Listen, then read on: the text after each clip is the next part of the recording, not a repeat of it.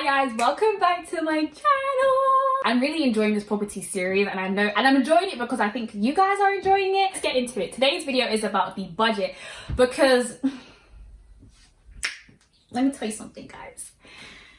Boy, you think that saving for a property is just about the deposit. Oh, you'll be surprised. You will be surprised. There is so many other costs that came with it. For my deposit, I saved £37,000.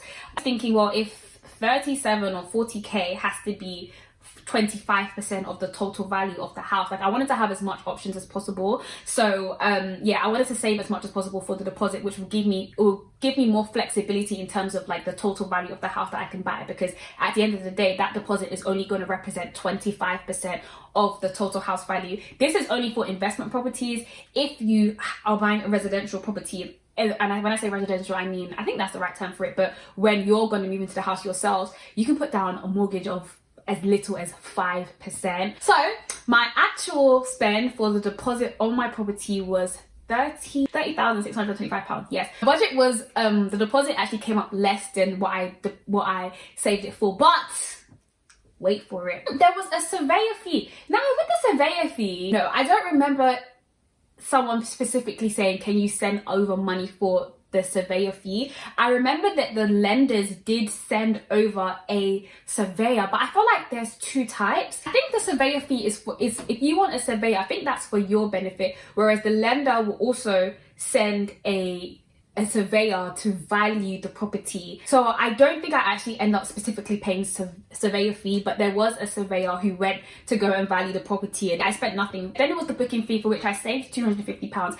At £250, I don't remember actually paying specifically a booking fee. I feel like some of these fees might actually fall under like a wider bracket, but I don't remember someone saying like transfer this amount for the booking fee. I really don't remember. And even when I was going through the documents preparing for this video, trying to see where it said booking fee, it didn't really say that. What I do think might be happening is there's probably different terms for the same thing. But yeah, I saved £250 for that, and I didn't remember touching that.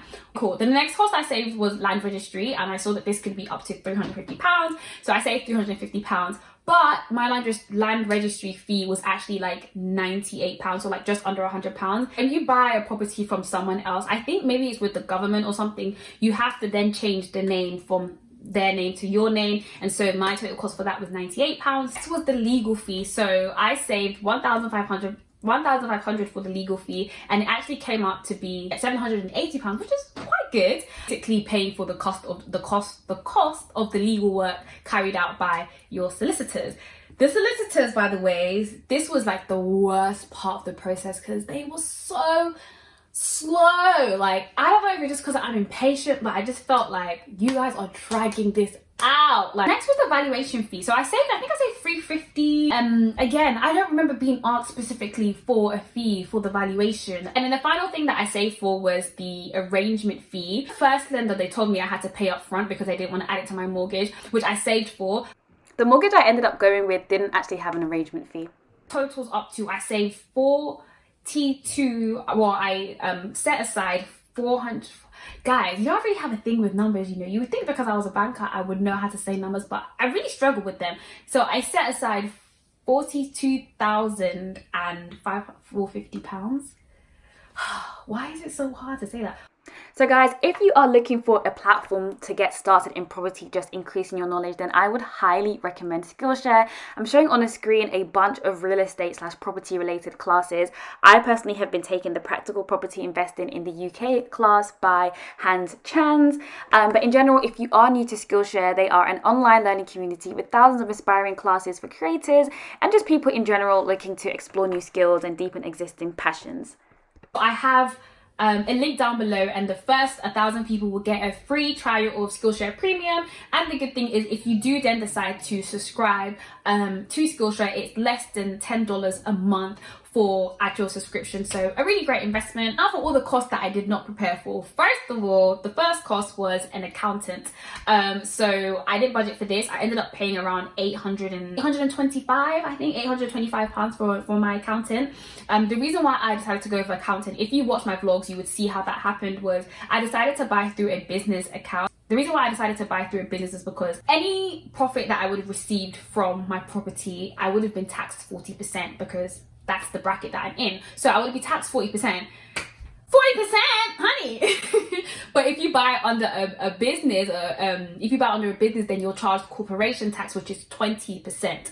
There is so much to go into on that, because buying through a business, there is a lot of like, it's like there's a lot of restrictions that come with your money when you're now saying that you are a business and you're not just an individual. The 825 is for a whole year. So I could have paid monthly, but it ended up being more. And I think I've mentioned this before. If I can save by paying in a lump sum, I will pay in a lump sum, especially because I had the money to, and this money was taken from the deposit. The second cost that I was not expecting, and I didn't see it when I was reading, is disbursement and searches. So this is what happens when I first got my solicitor, my first one. They did these like searches. So they were searching for like coal and mining, and if there had been coal and mining in the area, like any environmental stuff and just all these different stuff. And I had to pay that up front. So that was like £300. Oh, and I actually didn't end up saving for a mortgage broker. I don't know why, which is quite silly now that I think about it, but I didn't know much about the process then.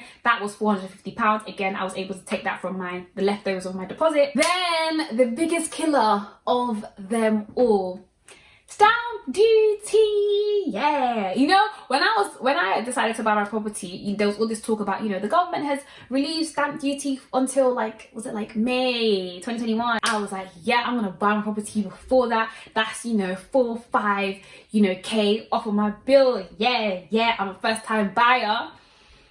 Then they were like, baby, you are buying through a business, therefore you are not qualified for stamp duty. You're gonna pay.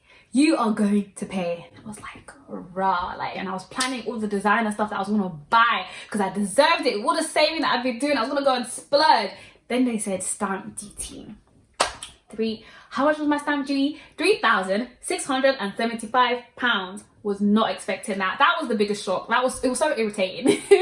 But I didn't know that at the time. So you don't qualify for first time buyer stuff if you have an investment property. Luckily, again, my deposit, I had quite a significant amount left over, so I was able to use that. To be honest though, even if I had maxed it out, because the property process is so long, right? You have to have all of this money ready from the day you kind of contact your brokers, because they need that evidence to go to the lenders that you have the money ready.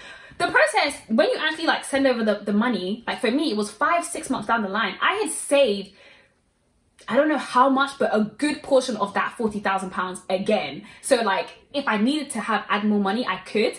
And there's something that someone told me, which I'm going to quickly go through, but she was telling me she had bought her property first as well. And she knew this already because I think she actually did a real estate type of degree. So what she did was she asked her brother to borrow her 6 months worth of money.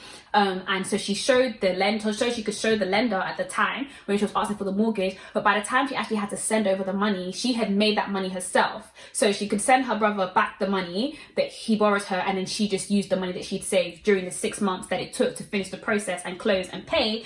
So she was able to basically buy it herself. I don't know if that kind of makes sense. The thing that I didn't expect was company house. So I guess this is because I was buying through a business, that I had to pay some sort of company house fee. I don't know what it's for, but it wasn't that much anyways. It was £75. So it's still something. £75. What can I buy with £75?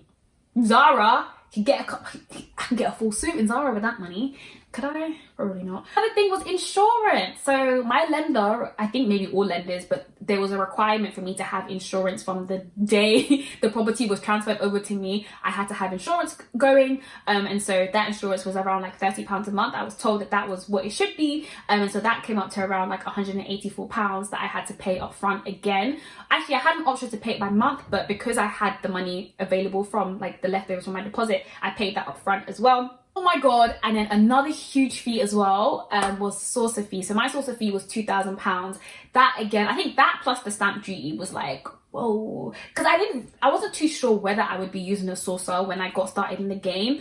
But then I was just you guys, if you have watched the vlogs, then if you haven't watched the vlogs, then please go and watch it, because you will understand why I ended up going with the saucer. But as someone who is busy and as someone who just doesn't have that much of an interest to be trolling through all these sites, I was just like, yeah, let me just get a saucer.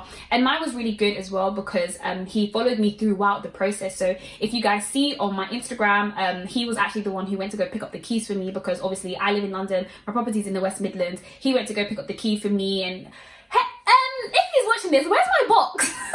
They sent like this congratulation box. He said he was going to bring it when he comes to London. He hasn't brought it yet. I'm joking, he hasn't stolen it on it or anything. He probably just forgot. But yeah, so yeah, he picked up my keys for me. When I was late on that day, you guys saw in the part 2, when I went to go visit the property and I was late, he really went to go visit the property again. Like, he'd been there like 2 or 3 times inside and everything before I had. So he was able to tell me if it was good, have videos for me. Like these other like little fees, just be, they were just sprinkling loads of different things. I was just like, wow, really? And one thing that I would do as well, even though I don't remember, but when I would see these fees, I would question like the solicitors. Okay, like, well, not because I thought they were trying to bump me or anything, but just like, what does this mean? What does this mean? What does this mean? I forgot most of them. I'm sure it's in my email somewhere, but I would ask just to make sure that nothing sounds dodgy. So what I actually ended up spending was £39,167.22. So yeah, I saved 42,500. I spent 39,167.22. So I have about £3,000 left over the account after I transferred over the money. Then I was thinking, okay, cool, like I can just take this out and go do whatever I want to do, but I don't think that I can, because I guess that's like shareholders equity injection into the company. So now if I go and try and buy something with that, it's like this cost isn't related to the company. That money's kind of trapped in there. So yeah, but I think it's good to leave it in there anyways, in case there are any things that I have to do for the property, if any boiler breaks down or whatever. So I'm just going to leave that money in there. And that is everything. My mouth is tired. Thank you guys so much for watching. I hope this video was somewhat insightful. Let's have a conversation down in the comments. Follow me on Instagram if you aren't already, and I'll see you in my next video. Bye.